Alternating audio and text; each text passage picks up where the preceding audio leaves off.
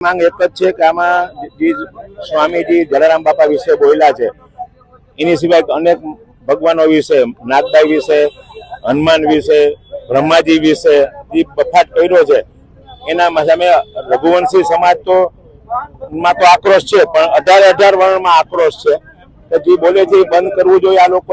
આ લોકો સંત છે નહીં અને ખોટી વાતો કરે છે. જે પુરાવા રજૂ ફેસબુકમાં મૂકે છે એ લોકો એગ્રી. ગુણાતીતાનંદ સ્વામી વીરપુર ગયા હશે, અમે ના નથી પાડતા.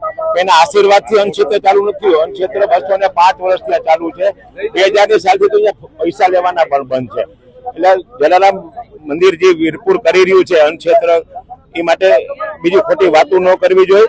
અને આને અમારી એક જ માંગ છે કે વીરપુર આવી દંડવટ કરીને જાહેરમાં માફી માંગે પ્રેસ મીડિયાની સામે, એટલી જ અમારી વિનંતી છે. જો તાત્કાલિક આ નહીં કરે, વડતાલ ટ્રસ્ટ બોર્ડે આ વિચારવું જોઈએ. આના પરિણામ બહુ ખરાબ આવશે. હવે તો દરેક સમાજ એકદમ આક્રોશમાં આવી ગયો છે, એટલે તાત્કાલિક એને એનો રસ્તો કાઢવો જોઈએ.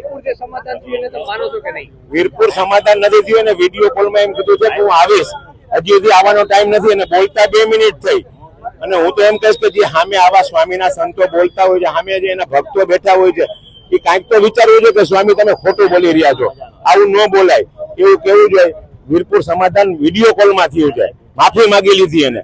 એ માફી માંગી લીધી રૂબરૂ આવું છે ને એમ કે હું મારા ટાઈમે આવીશ, એવું ન હાલે. 48 કલાકથી અમે એક જ વાત કરીએ છીએ કે વીરપુર આવીને માફી માંગે, એનો રસ્તો એક જ છે. વીરપુર જલારામ બાપાની સામે એને નતમસ્તક થવું પડશે, તે પછી જ મેળ ખાશે.